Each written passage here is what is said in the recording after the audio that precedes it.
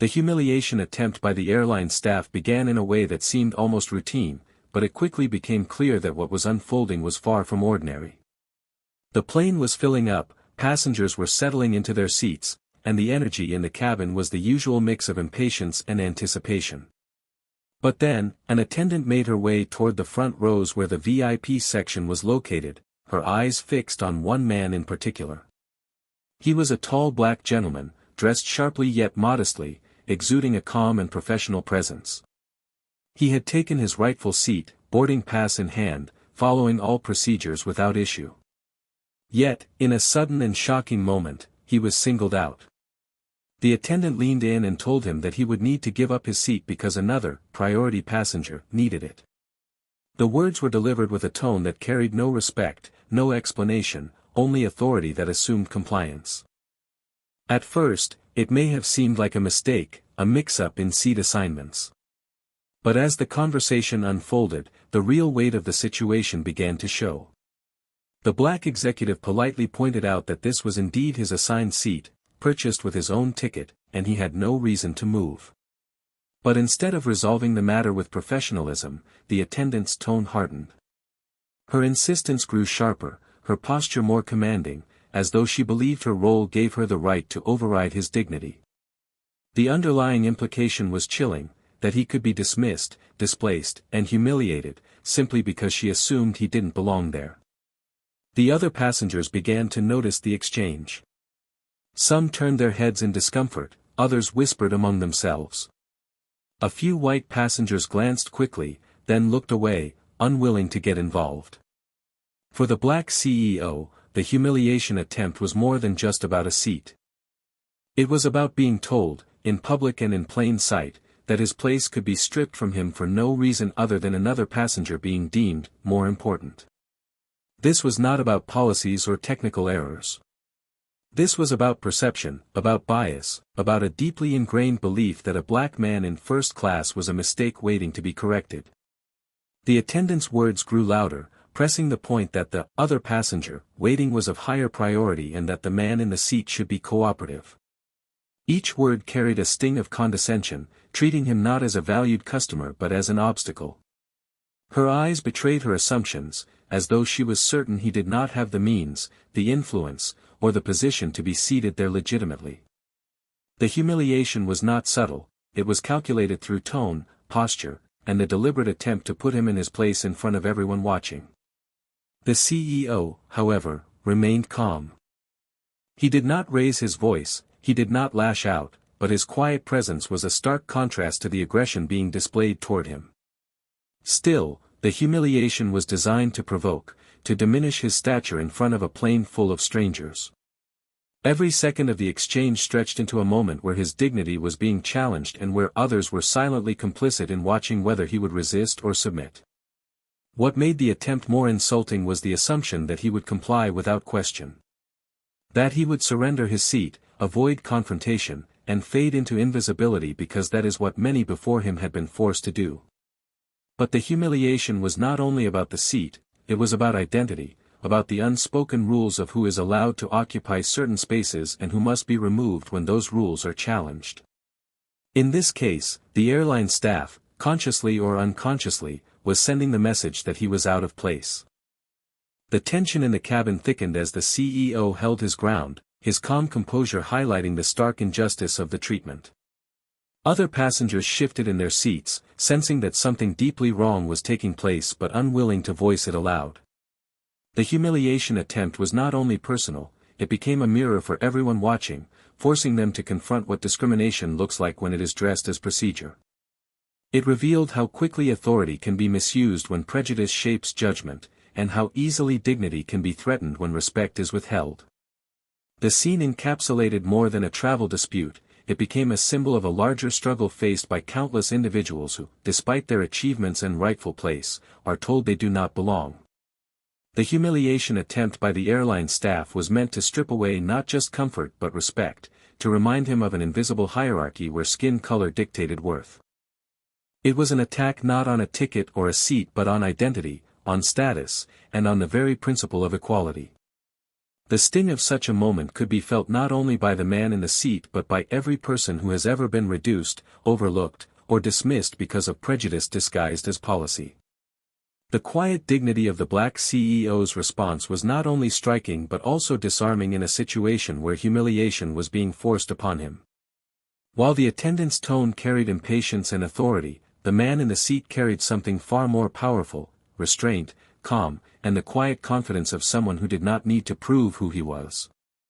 He understood the weight of the moment, not only for himself but for the eyes watching him, the whispers circling in the cabin, and the silent test of whether he would let anger dictate his reaction. In that moment, he chose not to meet humiliation with fury, but with composure that spoke louder than any outburst could. His response began simply, with his voice steady, polite, and unshaken. He repeated what was already evident, that the seat was his, the ticket was his, and he had every right to remain there. He did not flinch under the piercing stares or the sharp words that suggested otherwise. Instead, he let silence work in his favor, pausing before speaking, holding eye contact just long enough to assert his presence without hostility. His calmness unsettled the aggressor, because it denied her the satisfaction of reducing him to a stereotype of defensiveness or rage. His demeanor sent a message: he would not be moved, not only from his seat but from his self-respect. Other passengers began to notice not just the argument, but the way he was handling it. There was a quiet strength in refusing to raise his voice, in not allowing the attendant's dismissive tone to strip him of grace. In a space where humiliation was intended to provoke, his composure became an act of defiance. He knew that any sign of aggression from him would only be twisted as justification for the treatment he was receiving. By remaining calm, he not only preserved his dignity but also exposed the injustice in its rawest form, forcing everyone to see it for what it truly was. The attendant's frustration grew with every unshaken response. She expected compliance or confrontation, but not the dignified patience she was met with. The CEO understood that power does not always come from volume, sometimes it comes from silence, from steady resolve, from the refusal to bend under pressure. His composure was not weakness, but a deliberate choice. It was a way of reclaiming control in a situation designed to rob him of it. Each word he spoke was measured, respectful, and firm, leaving no room for her to claim that he was out of line. The dignity of his response was also a reflection of something deeper: years of carrying the weight of being underestimated, dismissed, and challenged in spaces where he had every right to belong. This was not the first time he had encountered such bias, and he had learned that sometimes the most powerful response is not to react as expected but to rewrite the script entirely. His calm presence forced those around him to reevaluate what they were witnessing, to see that the man being treated as though he didn't belong carried himself with more integrity than those attempting to belittle him. Passengers felt the shift. The murmurs grew quieter as they absorbed the contrast between the authority of the staff and the dignity of the man resisting their demands. The silence of his refusal was louder than any protest could have been. People could see the injustice clearly, because he left no doubt that he was not in the wrong. His quiet dignity created a mirror for the staff and the audience alike, reflecting back the ugliness of the attempt to humiliate him and highlighting the humanity he refused to surrender. His composure also carried a lesson, one that transcended the plane, the airline, and the moment. In life, dignity is often the last defense when everything else is under attack. By refusing to allow anger to dictate his behavior, he reminded everyone watching that self-respect is not something anyone can take away without consent. He modeled a kind of strength that does not rely on aggression but on restraint, on the ability to hold one's ground with patience even in the face of blatant disrespect. The CEO's quiet response did not mean he was passive. On the contrary, it was an active decision to display control over himself, his image, and his worth. Every choice of tone, every pause, every steady gaze was part of a response that spoke volumes without shouting. It was a calculated resistance that turned the humiliation back onto those attempting to enforce it. By not stepping down, by not losing control, he reminded the world that dignity in the face of prejudice is a power that cannot be bought, silenced, or erased. The hidden power of identity revealed itself at the very moment when the airline staff believed they had complete authority over the situation. To them, he was just another passenger, someone they could order around, someone who would shrink under their words and comply without resistance. They saw only what they wanted to see, a black man in a space they did not think he deserved. But identity is not always worn on the surface, and status is not always announced with loud declarations. His true self, the man behind the calm eyes and composed demeanor, carried a weight far greater than they imagined. Every second he sat in that seat, refusing to be moved, brought him closer to revealing a truth that would shake the cabin and expose the arrogance of their assumptions. The staff had underestimated him because of the stereotypes they carried. They believed they could dictate the rules of belonging simply by asserting authority. But authority, when it is unjust, has cracks that become visible when tested. This man was not only a passenger with a ticket, he was a leader of stature, a CEO whose influence extended far beyond the walls of the airplane. His achievements, his leadership, and his position in society all stood as proof that he was not just equal to those trying to humiliate him but in many ways stood higher. The irony of the moment was sharp. The very person they tried to dismiss was someone who could change their world with a single phone call, someone whose name commanded respect in circles far beyond their reach. When identity is hidden beneath assumptions, its revelation can be earth-shattering. The passengers who had been watching quietly began to realize that the man being targeted was not responding like someone powerless. His confidence, his poise, his refusal to yield, it all hinted at a deeper truth. Whispers began to move through the cabin as some recognized him, their voices carrying quiet surprise as they put together who he was. To those who knew his name, the situation shifted from uncomfortable to outrageous. How could someone of his stature be treated in such a degrading manner? And yet, the deeper message was clear: if even a man of his position could face such humiliation, what did that say about the everyday experiences of countless others who carried no title, no recognition, no power to fight back?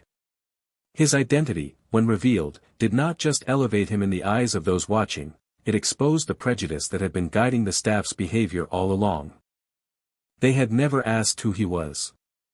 They had assumed who he wasn't. They had never paused to consider that the person they were so determined to remove was someone whose accomplishments demanded respect.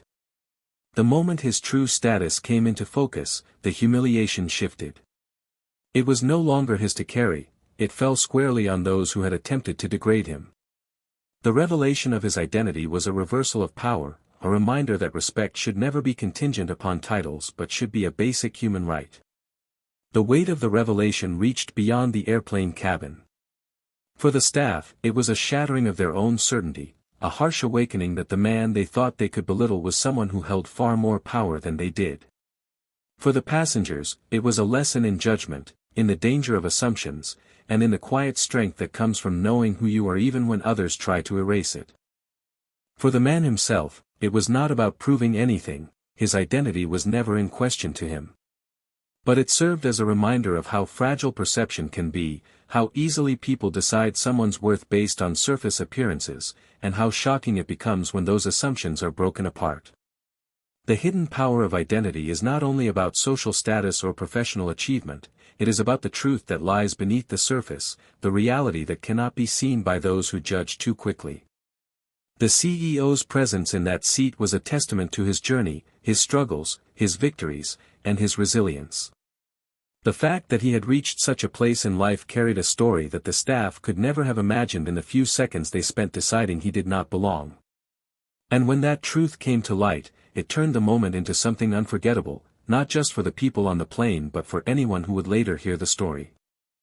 The revelation of identity has the power to flip narratives, to shatter prejudices, and to remind the world that the worth of a person is not determined by perception but by reality.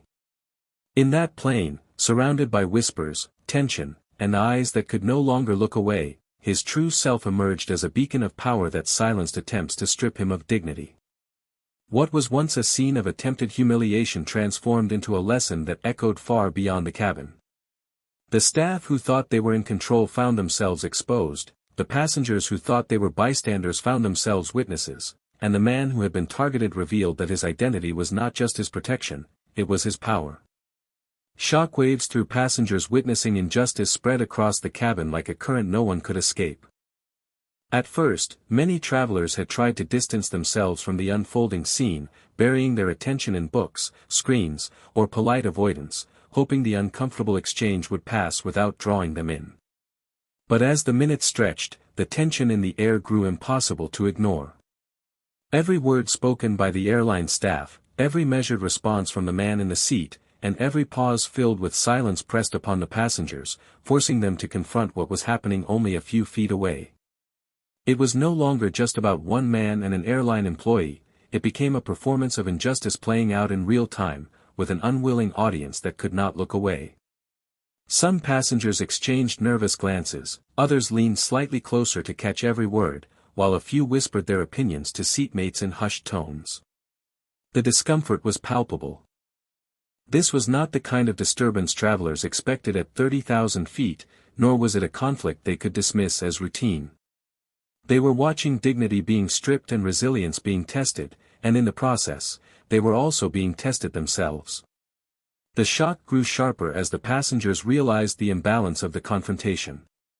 On one side stood a customer who had done nothing but take his rightful place, and on the other, airline staff cloaked in the authority of the uniform and the rules they claimed to enforce.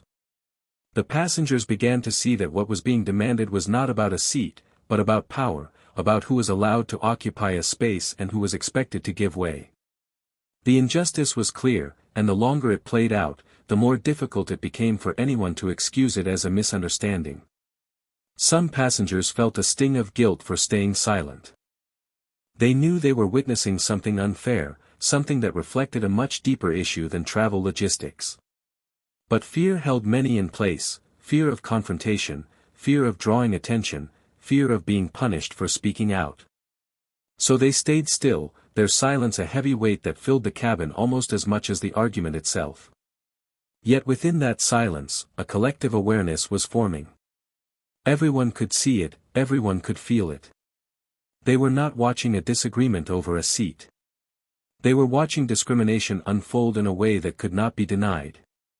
For those who had recognized the man as someone of stature, the shock was twofold. It was one thing to watch a stranger be humiliated. It was another to realize that this was a leader, a CEO, a man whose accomplishments far exceeded what most could imagine.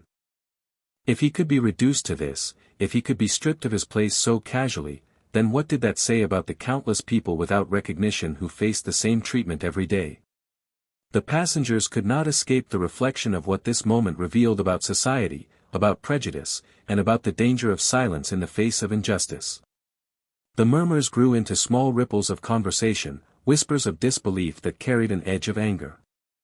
Some passengers' eyes hardened as they followed every move of the attendant, while others stared at the man with a mix of admiration and sorrow, struck by the calm he maintained under such pressure. The shockwave was no longer just discomfort, it was awakening, an uncomfortable stirring of conscience that forced each witness to question what they would do if the roles were reversed, if they were the one being told to move, if they were the one being singled out because of assumptions about who belonged and who did not. Every injustice witnessed in silence leaves an imprint, and in that cabin, the imprint was heavy. The passengers would not forget the tone of the attendant's voice, the dignity in the man's eyes, the unfairness that draped over the scene like a shadow. They were not participants, but they were not uninvolved either. Their silence and their stares became part of the story, weaving them into the fabric of the moment whether they wanted it or not. Shockwaves, after all, do not ask permission, they spread, they disrupt, they leave cracks where once there was stillness. In that moment, the cabin was no longer simply a place of travel, it became a stage where society's divisions were on display, where injustice was no longer abstract but visible, tangible, undeniable. The passengers were not simply traveling companions anymore. They were witnesses, bound together by the knowledge that they had seen something raw and real, something that demanded to be remembered. And though many would step off that plane and resume their lives, the shock of what they had witnessed lingered like a truth that could not be unlearned. The shift from discrimination to realization unfolded slowly, almost like the changing of light in a room, where at first the shadows seemed dominant and controlling, but then the truth began to seep through, undeniable and blinding. When the airline staff initially demanded that the black CEO give up his seat, the imbalance of power was stark. They believed their authority, backed by the uniform and the assumed policies of the airline, would outweigh his calm insistence that he belonged where he was. But as the moment stretched and the man refused to waver, the atmosphere began to change. The certainty that had carried the staff's voice at first began to falter. Confidence shifted away from them, resting instead on the quiet strength of the passenger they had tried to dismiss. What made the realization so powerful was that it was not immediate. It was not born from a single revelation but from a series of small cracks forming in the facade of control. Passengers' whispers grew louder, their expressions more defined, their discomfort clearer. Some began to murmur questions aloud: why was he being asked to move, why was he singled out, why did the attendant seem so determined? The authority that the airline staff wielded so firmly at the start began to look less like professionalism and more like prejudice, less like order and more like unfairness exposed under scrutiny. For the CEO, the shift was not surprising. He had seen it before in boardrooms, in negotiations, in social spaces where he was underestimated until his true presence became undeniable. He knew that people often assumed before they understood, judged before they asked, and dismissed before they recognized. But for the staff, the shift was jarring. They had entered the interaction believing they held the upper hand, believing they could impose their will without challenge. Now they found themselves the focus of quiet disapproval, their words replayed in the minds of those who watched, their behavior measured against the standard of fairness that was clearly being violated. The realization became unavoidable when hints of his identity began to surface. A passenger who recognized him whispered his name, and soon the whispers moved like sparks through dry grass. Each recognition added fuel to the fire of awareness. This was not just a random passenger. This was a man of significant stature, a leader in his industry, someone whose name carried weight far beyond the confines of this cabin. The irony was stark and painful. The very individual they had tried to reduce was someone who commanded more respect than most of the people in the room. And yet, the true lesson was not that he deserved respect because of his title. The lesson was that he deserved respect because he was human, and the realization that even someone of his level was not shielded from prejudice made the injustice all the more piercing. The staff began to soften, their words losing their edge, their posture shifting from command to hesitation. They had realized too late that the ground beneath them was unstable, that the assumptions they had leaned on were being stripped away in front of an entire audience. For the passengers, the shift was equally impactful. At first they had seen a conflict between airline staff and a traveler, something that could have been written off as policy enforcement. But now they saw it for what it was: discrimination laid bare, a moment where prejudice was unmasked in front of people who could not deny what they were seeing. Their realization was not only about this one incident but about the countless unrecorded moments that must happen every day, unseen and unacknowledged. The atmosphere changed from one of discomfort to one of reckoning. The humiliation attempt had transformed into an exposure of bias, and the cabin itself became a witness stand. The man who was supposed to be shamed stood with his dignity intact, while those who tried to impose shame found themselves stripped of credibility. Each second that passed, the dynamic reversed, the weight of injustice shifting away from the victim and pressing down instead on the perpetrators. The passengers could feel it, and the staff could no longer ignore it. The shift from discrimination to realization carried with it an energy that could not be contained. People began to see themselves in the moment, to question how often they had remained silent, how often they had excused behavior that mirrored what was happening before them. The incident had become bigger than a seat, bigger than a flight, it had become a reflection of society itself. The realization burned into everyone watching, a reminder that discrimination is not always hidden in dark corners but can unfold in plain sight, disguised as procedure until someone brave enough refuses to yield. And in that refusal, the mask falls, and the truth shines in a way that cannot be denied. The lasting lesson on respect and equality began to take root long after the tension in the cabin had settled. What had started as an attempt to humiliate one man transformed into a story that would live in the memory of every person who witnessed it. Respect is often spoken of as a courtesy, something extended in moments of politeness or civility, but in that plane, it revealed itself as something deeper, something essential to the dignity of every individual. The passengers had seen with their own eyes how quickly respect could be withheld, how easily assumptions could override fairness, and how damaging it was when equality was not upheld in practice. The moment etched into their minds was not only about the injustice itself but about the undeniable truth that respect should never have conditions attached to it. The black CEO had shown that dignity can be preserved even in the face of blatant disrespect, but the incident highlighted how exhausting it is for anyone to constantly defend their humanity. The lasting lesson for those who were present was not only admiration for his composure but recognition of their own responsibility. They had been bystanders, witnesses to an attempt at degradation that should never have happened. The silence that had initially filled the cabin was heavy, and many would later replay that silence in their minds, questioning whether they should have spoken up, whether they should have done more. The lesson was not only about the airline staff's behavior but about the passengers' own responses, about the fine line between observation and complicity. Respect is not about titles or achievements, it is about acknowledging the humanity of every individual, regardless of their background. Yet the irony of the situation struck deeply. This was a man of remarkable accomplishments, a leader of influence, someone who had achieved heights that few could imagine. And still, even he was not immune to prejudice. The lesson resounded even louder because of who he was. If discrimination could reach someone of his status, it underscored how pervasive and insidious it truly is for those without the shield of recognition. Equality is not a gift to be granted when convenient, it is a right that must be upheld in every interaction, in every place, in every circumstance. For the airline staff, the lesson was harsh. Their attempt to assert control ended in humiliation of their own making. They were forced to see how their assumptions had betrayed them, how their authority had been undermined by their own bias. The lasting imprint of that moment was not only about their mistake but about the ripple effect it carried.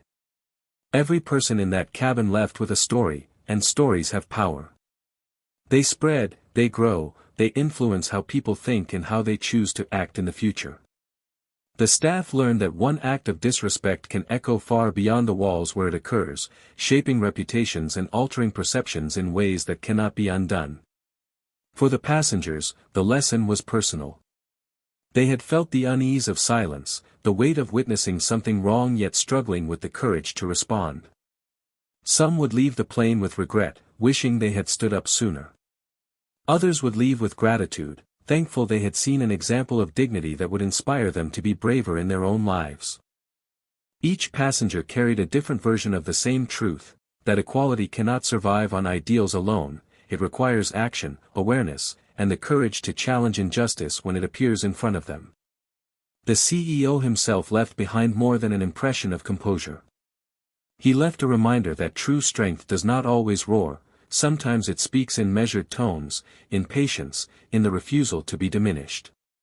His response became the very embodiment of the lesson that respect is not optional, and equality is not negotiable. By refusing to move, he not only defended his seat, he defended the principle that every person has a place that cannot be taken from them by prejudice. The lesson was not wrapped in speeches or declarations, it was demonstrated through his actions, through the simple but powerful choice to remain where he rightfully belonged.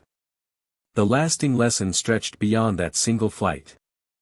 It was carried into conversations afterward, into reflections shared at dinner tables, into thoughts that surfaced when passengers remembered the sight of one man standing firm against unfairness. Respect and equality are not abstract concepts when you have witnessed what happens in their absence. They are living principles, ones that shape experiences and determine whether people are uplifted or diminished. And in that cabin, for all who were present, those principles were etched into their memory in a way that could not be erased.